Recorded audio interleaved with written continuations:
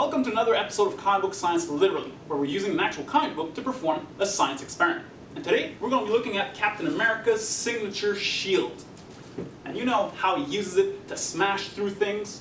Well, we could break a piece of wood using a simple Captain America comic book. All you need to do is use your comic book, roll it real tight,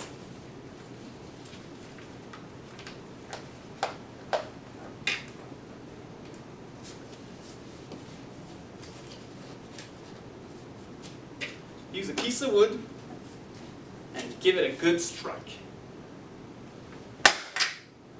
There you go. Captain America's strong, and so is paper.